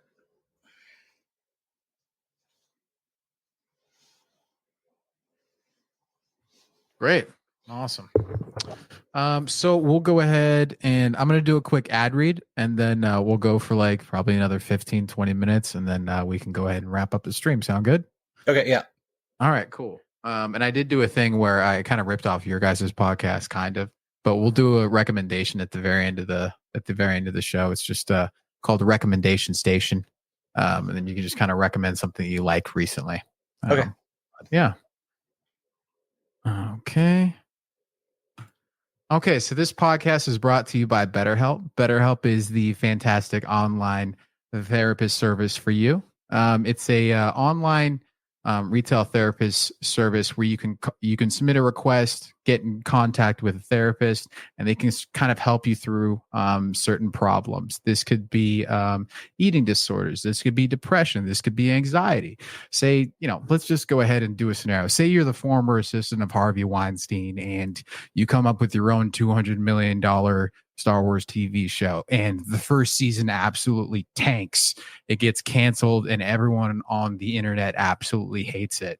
Not just because you're the person that made it, but also because it's bad. That could be a very stressful situation, especially if like the cast and stars of your TV show are going online and calling people that disagree with your show and don't like it, just calling them racist outright, and being very blatant and using lots of buzzwords like alt-right, conservative, hate, and things like that. That can be a very trying, stressful scenario for you, and especially the fact that everyone knows that you're Harvey Weinstein's former personal assistant. You know something that you're not telling us, and you probably know where some bodies are at. I'm just saying hypothetically, if you're that kind of person, you were in that scenario, that would be very stressful. That would be like a not chill place to be. And you're probably going to need someone to talk to about that. You can't, maybe you can't leave your house, because as soon as you leave your house, people recognize you and say, "Hey, that's Harvey Weinstein's former personal assistant. Let's go harass them and give them shit." So maybe you can't drive to your therapist's office, and so you just want to go online through a solid internet connection, work with a fantastic supportive website that can work in conjunction with your current insurance. It makes the process very simple, fast, and easy. If you're that kind of person, go to betterhelp.com. Go to checkout and enter in the code worthless20. You get 20% off your first 2 sessions. And go ahead and head to that website. Let them know that we sent you. We'll be grateful for that. So thank you, BetterHelp. All right. Yes, that's our first ad copy. Thanks for bearing through that with me. Yeah. What do you think? What do you think in terms, because you guys, you don't do a lot of ads on your show, but we don't do any. Right. But I'm curious I maybe offline we'll chat, not tonight, but I do have some questions, so I will. Yeah. I'll be circling back. Yeah. Good stuff. I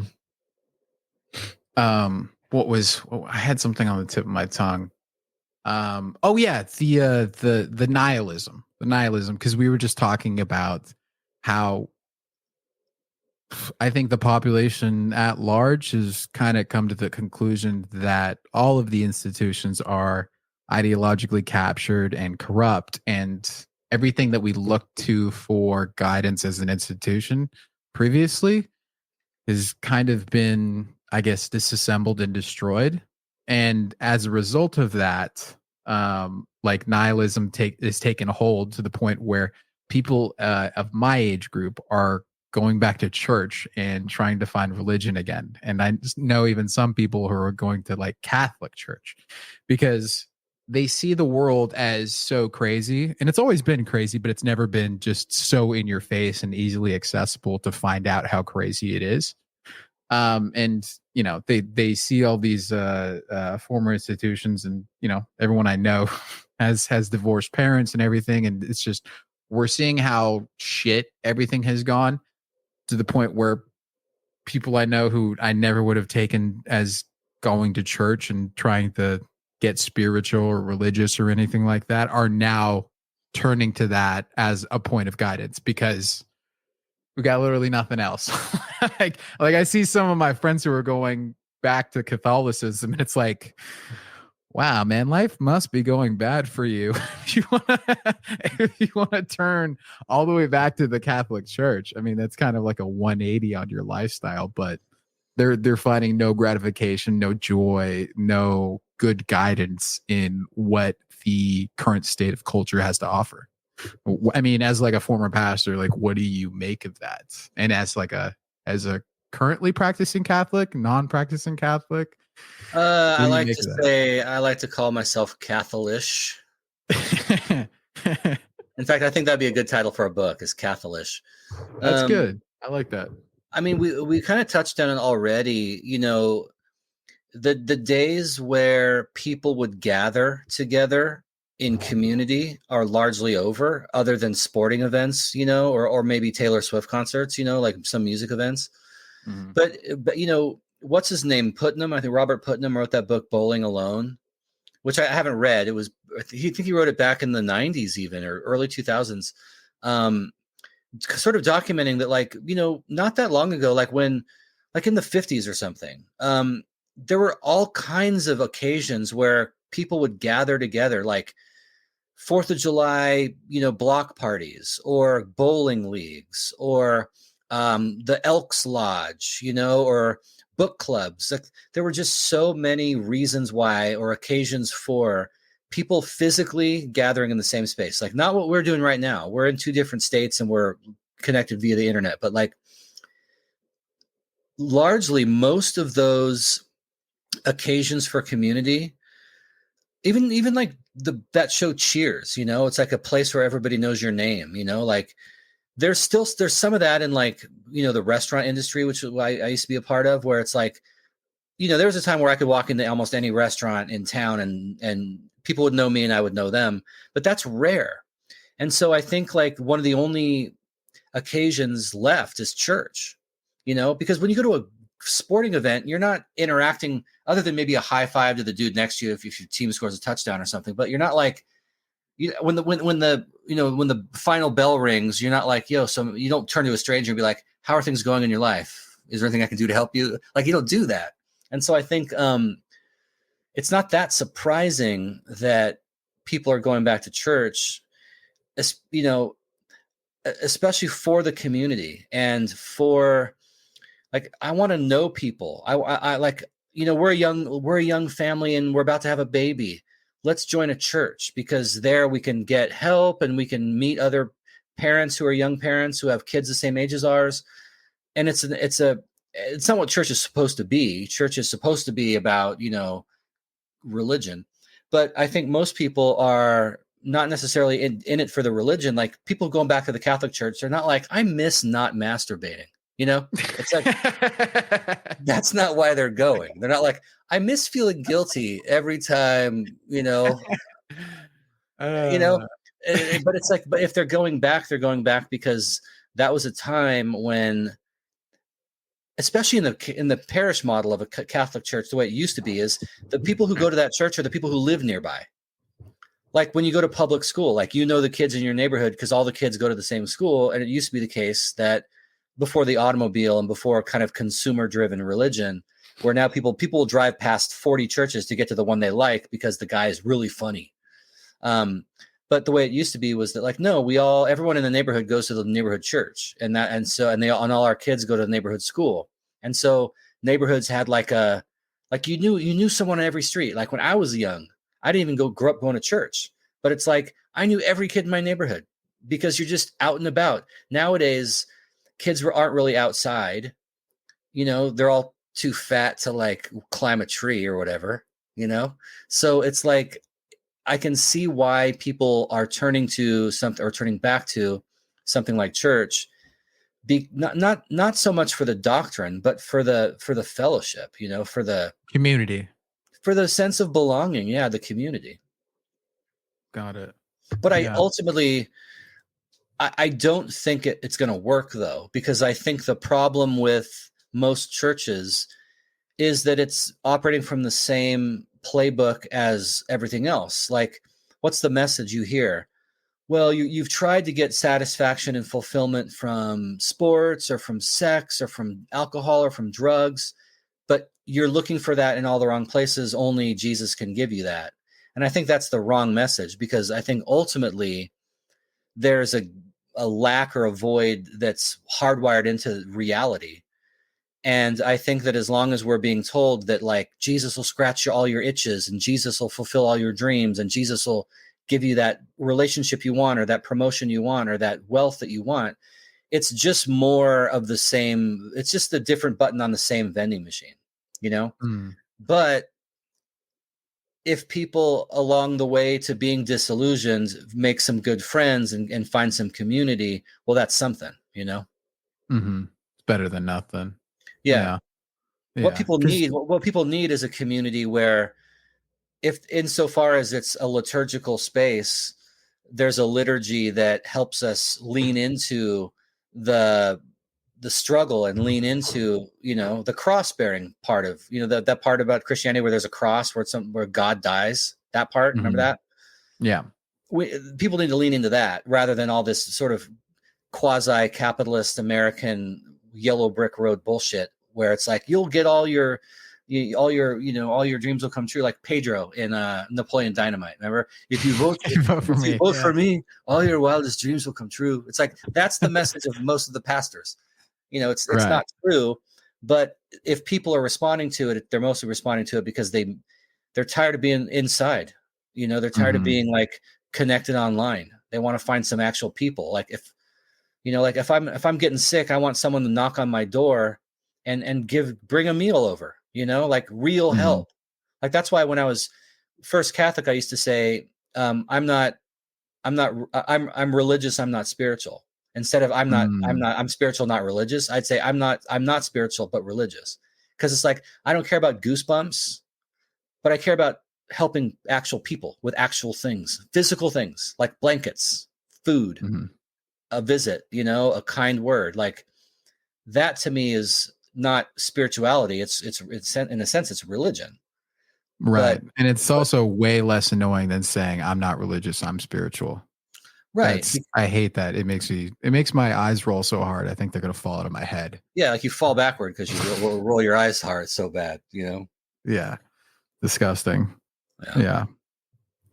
Because I guess that makes sense, because going into church and trying to find that community when having been locked inside for so long and being told that, the world's crazy and you're the reason for it, and you might be bad, you might be contributing to the annihilation of the planet's ecosystem and everything like that. It's just, I get people wanting a sense of community and wanting a sense of belonging after, 24 people called him a rapist online for not liking the new female Ghostbusters movie.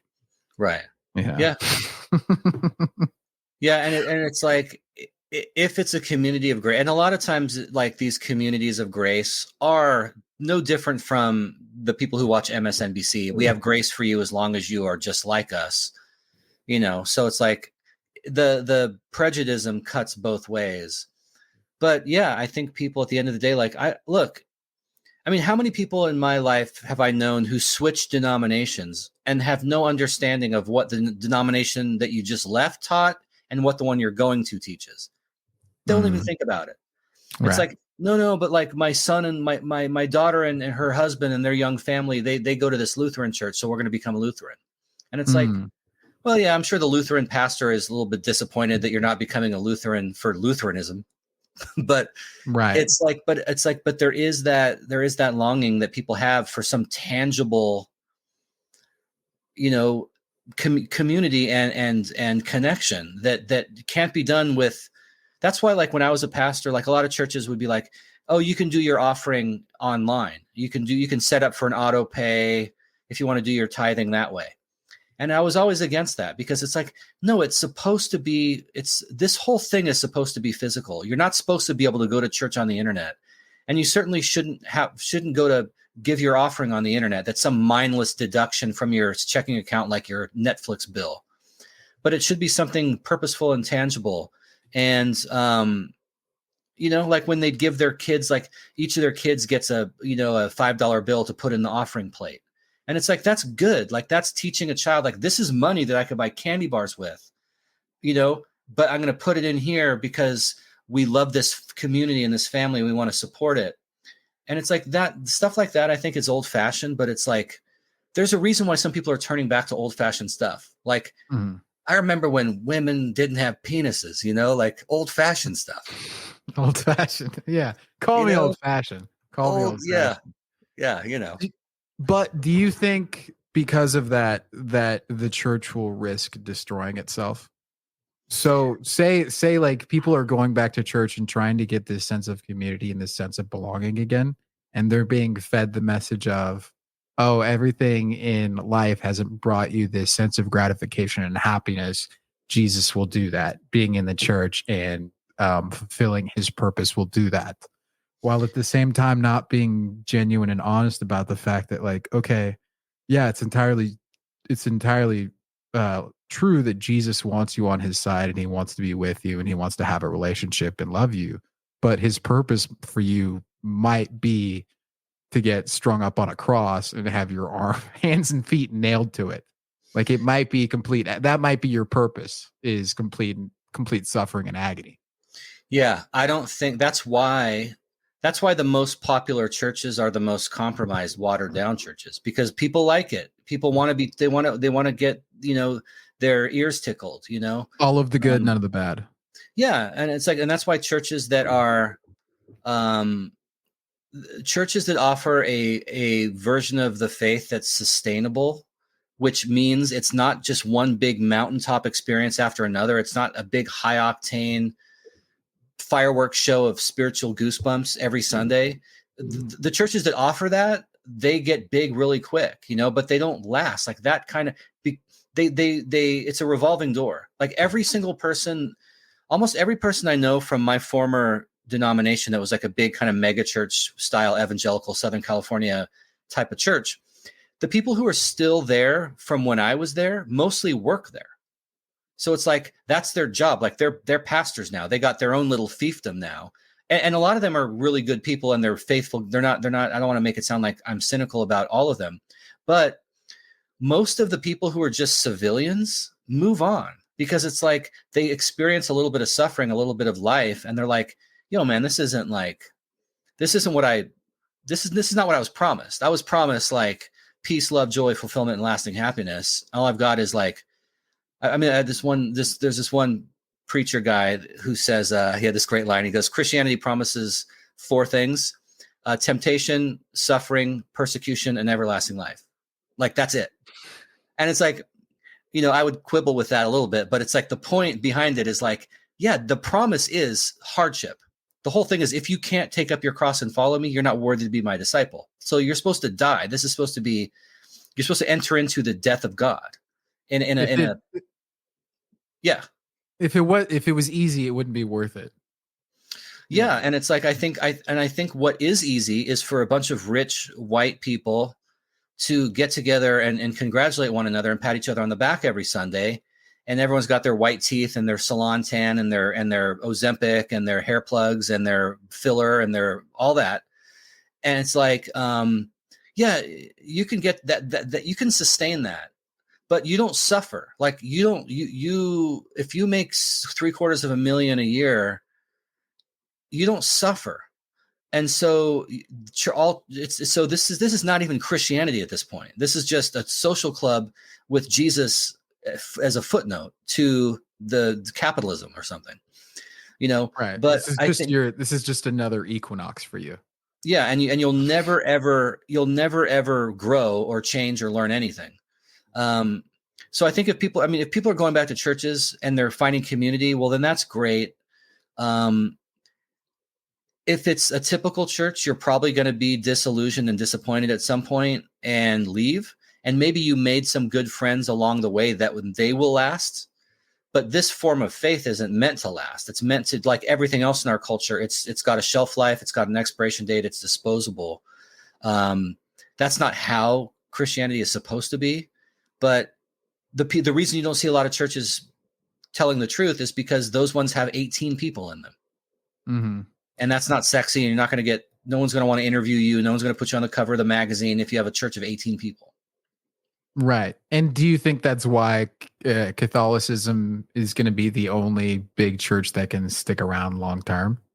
Because it's like it's been around for so long, and while they have like changed and morphed to adjust to, I think, like the modern societal dynamics, they're still for the most part sticking to their guns, saying like, this is what we've always believed, this is what's always worked, we're not changing. Well, yeah, and the Catholic understanding of itself, Catholicism's understanding of itself, is that we can't change it. Like, it's been handed to us. Like, it's not like a waiter doesn't, not malleable. Yeah, a waiter doesn't rearrange the food on the plate as he's bringing it out to the table, right?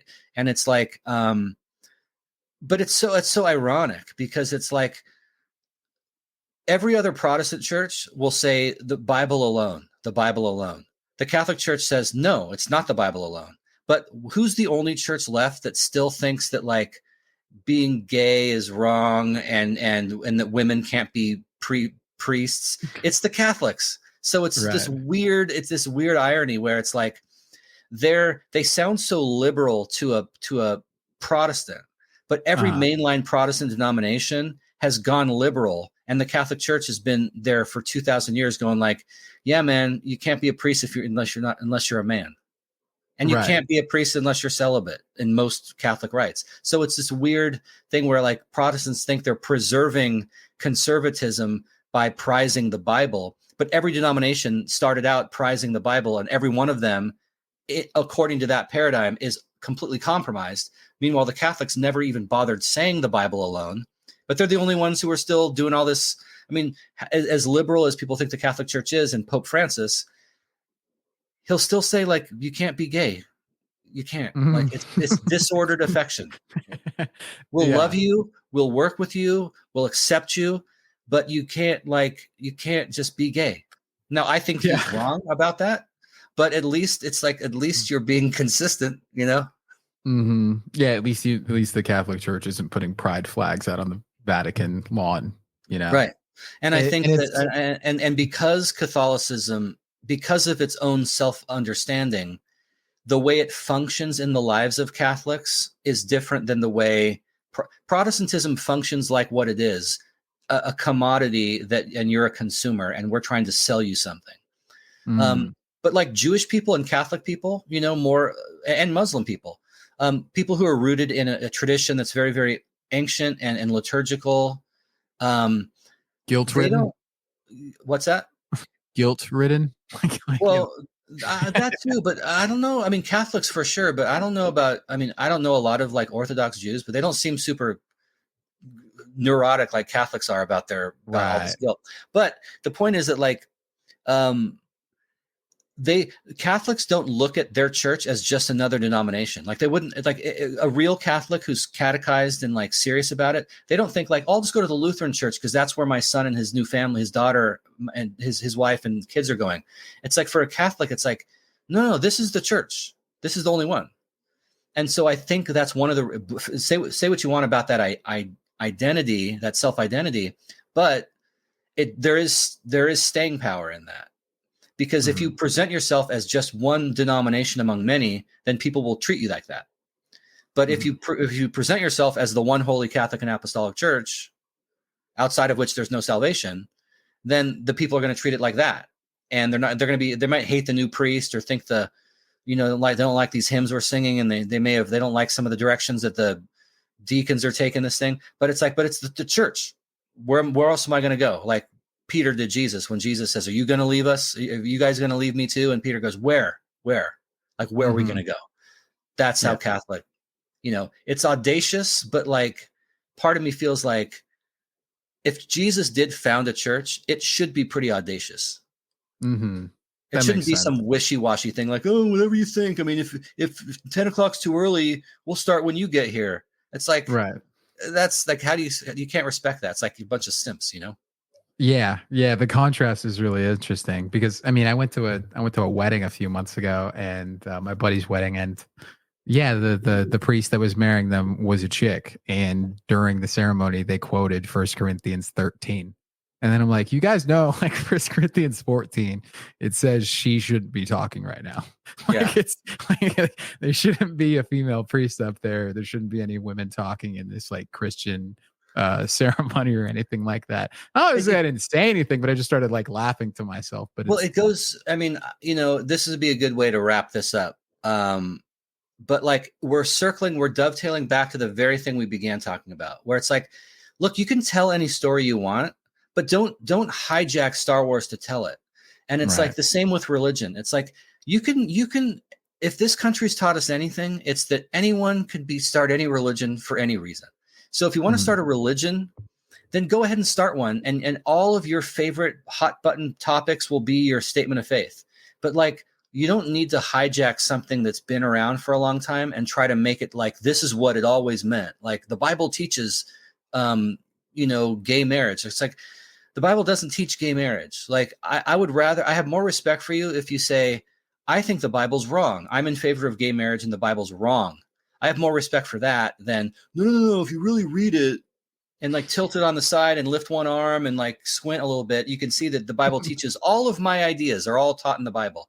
No, just nut up and say, no, most of my ideas are not in the Bible. And when the Bible and I disagree, the Bible's wrong. I have more respect for that. Yeah. You know? Yeah, absolutely. Well, yeah, that's cool, man. It's been interesting and fantastic talking with you about this and how it's all kind of tied together, which is interesting to think about. So we'll go ahead and move into recommendation station. Choo choo.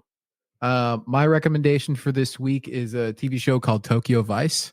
It's a TV show on HBO Max, or whatever it is that they're calling it nowadays. Max. It's Max. It stars Ansel Elgort, the guy from Baby Driver, but he plays a journalist, and it takes place in Japan in the 1990s, in particular Tokyo. And it's at not the height of the Yakuza, but it's really their last run at the top before they kind of come out into the public eye, and before they're outed as being so intertwined in pop culture, sports, entertainment throughout Japan, and before the Japanese state basically declares a crime war on them and annihilates them. But it's really, really good. Interesting. I like that actor because I thought Baby Driver was great. Yeah. And I'm like, Asia fascinates me. Like it confuses me. You know, it sounds like something I might want to tune into. It's on Max. I have that. So maybe I'll check it out. Yeah, it's very good. If you don't like it within the first 2 episodes, I'd say sign off. It takes a little bit to get going, but just the setting of it and the look of it, I really, really enjoy. Just 1990s, 80s Tokyo, and just the aesthetic of it is incredibly pleasing, and I really, really enjoyed it. Yeah. Yeah. My recommendation would be 21 Pilots, and in particular the Clancy tour that's happening right now. I just saw them in Seattle last week, and I tried to go. I got back and they were playing in LA the night after I got back, and I tried to get tickets for that. If I wanted to get them the day of for like $20. Didn't work out. But it's like, I mean, I started listening to them in like 2015 when Blurry Face came out, and I liked it. It was cool. There's good songs on there, but they never really took root. But then, the reason I went and see them was because my daughter was turning 16, and they're her favorite band. She knows every word. She's obsessed with them. And so like, she like baptized me into like the mythology and the lore behind this band, which I had no idea there was this whole lore. Did you know about this? No, I wasn't aware. It's like their last 4 albums are telling a story. Yeah, there's a whole story that that Tyler, the lead singer, came up with, like a type of Game of Thrones, Lord of the Rings type story. This whole mythology, this allegory, and the music is meant to tell that story, and the videos are telling that story, and there's all these Easter eggs everywhere, and all this really clever marketing they do. And like, you go to a concert, a 21 Pilots show, and it's like the fan base, they got awarded, like they won some MTV award recently for like greatest fan base, because they're like, these fans are like, dude, they are committed. They got the gear, they got the makeup, they got the yellow duct tape over their shoulder, all this stuff that's significant in the lore. And it's like so sick. And it's like, so since the last couple of weeks, I've been listening to nothing but 21 Pilots. Their latest album's Clancy, and they're doing a world tour that ends next year in Europe in May, but they're in the US, probably somewhere in the Midwest right now. So if you're listening and you can score tickets, even if you're not a fan of their music, they put on an incredible I've seen a lot of shows all over the world, and this is one of the best shows I've ever seen. So like, that's my recommendation. Wow. 21 Pilots, especially this Clancy tour. If you can somehow score tickets and go, I would absolutely recommend it. Right on. Yeah. That's an awesome recommendation. That's so cool. And that makes sense, knowing 21 Pilot fans, because they are a very dedicated, into it fan base. And the fact that the band gives that kind of fan service to them, that's very cool. Very cool. There's so much to it. Yeah. Awesome. Well, thanks for joining me, Jason. This has been an absolute pleasure catching up. Thank you so much for being a guest on. Really appreciate it. Anytime.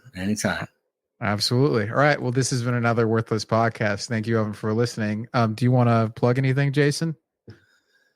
Yeah. I've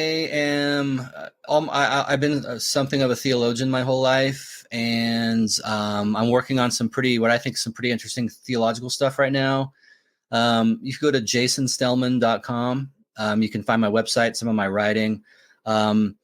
I have a YouTube channel called Relic. The handle's Relic 2024. And I've been doing some cool videos on there. I do some religious trauma coaching, which you can read about on my website, as well as in spiritual direction. So if anyone out there is listening and some of this like religious stuff that Tyler and I talked about piqued an interest in you, then you can find me on most social media platforms. But hit me up, and maybe we can talk some more. All right. Sounds good. Thanks, everyone, for listening. This has been another Worthless podcast. Bye.